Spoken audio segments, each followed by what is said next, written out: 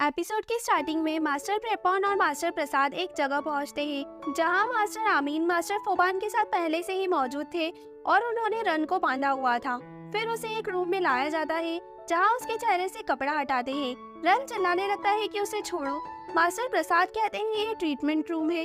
Run कहता है वो ना तो पागल है और ना ही बीमार, उसे किसी ट्रीटमेंट की जरूरत नहीं और उसे छोड़ो। फिर चिल्लाने लगता है। यहाँ माकी से तिबेत को रन उसका भाई है ये पता चल चुका था। तभी तिबेत मास्टर फोबान को आता देख माकी को ट्री के पीछे लेकर छुप जाता है और उनके जाने के बाद माकी को समझाता है कि अगर वो अभी वहाँ गई तो हो सकता है मास्टर्स उसे पकड़ ले और उससे वादा करता है कि वो उसके भाई को ढूंढने में उसकी मदद करेगा। माकी कहती है तुम्हें रन वाली बात के लिए मुझ पर यकीन है। तिबेत कहता है हाँ मुझे तुम पर पूरा यकीन है, पर अभी चलो यहाँ से।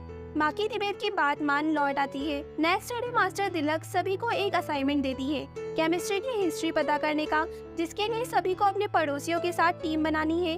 पर 13 स्टूडेंट होने की वजह से एक टीम 3 बच्चों की बनेगी। सभी अपने पड़ोसियों से टीम अप कर लेते हैं। माकी तिबेत और नाई वाइट यहाँ प्लैंक बी के साथ टीम बनाने का पूछती है तो वो जुड़वा मर्क और मुर्क से टीम अप कर लेती है। मीन्स वो अभी भी प्लैंक से नाराज है। पैन प्लैंक से उसके साथ टीम बनने का पूछता है तो वो राजी हो जाती है। अब सभी असाइनमेंट में लग जाते हैं। तिबेत माकी से पूछता है उसने आगे क्या सोचा रन का। माकी कहती है वो मास्टर्स का पीछा करेगी। तिबेत कहता है वो भी उसके साथ आएगा, पर माकी उसमें बहुत रिस्क है कहती है।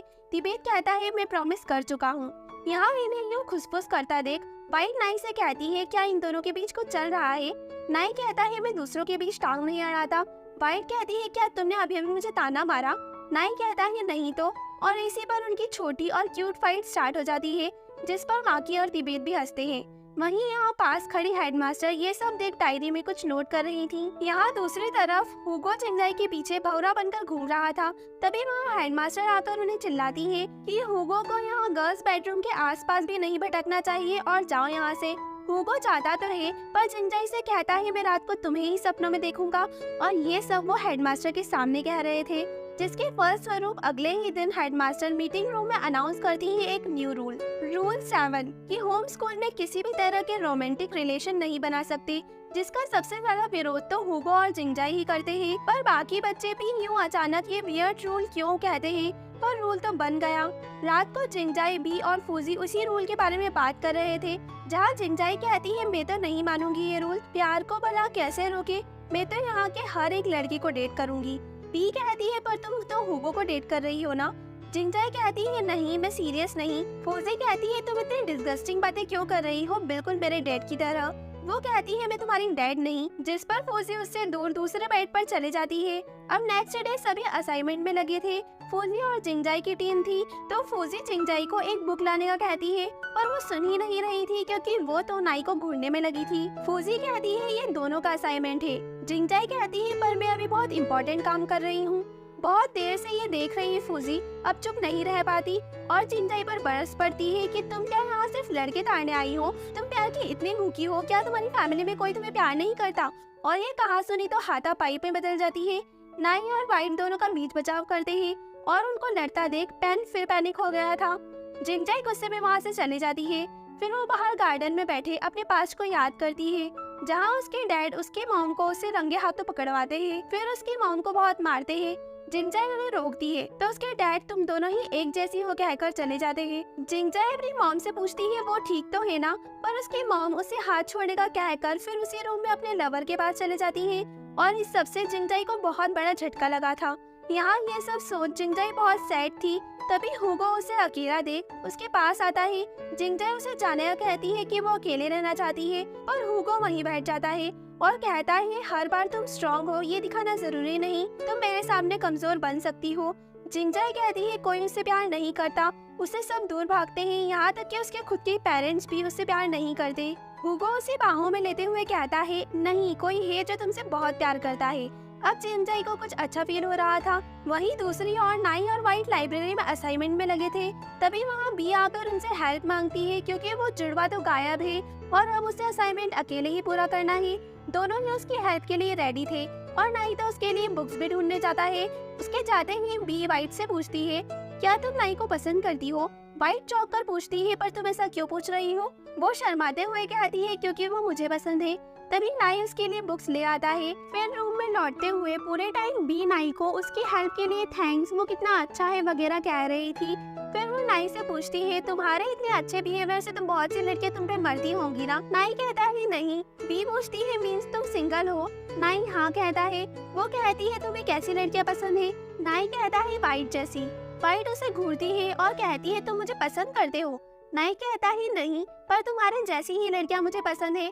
वाइट व्हाटएवर कहकर चले जाती है, पर यह सुन बी का मुंह उतर गया था। यहाँ रात को हुगो और जिंगजाई नदी किनारे बैठे सितारों का आनंद ले रहे थे। फिर वो अब जिंगजाई हुगो को बता रही थी कि किस तरह उसके पेरेंट्स ने डाइवोर्स दिया, पर उसकी मॉम ने उसे उसके डैड के पास छोड़ दिया। वो उससे स्टार्टिंग से ही प्यार नहीं करती थी। हुगो भी बताता है उससे कोई प्यार नहीं करता।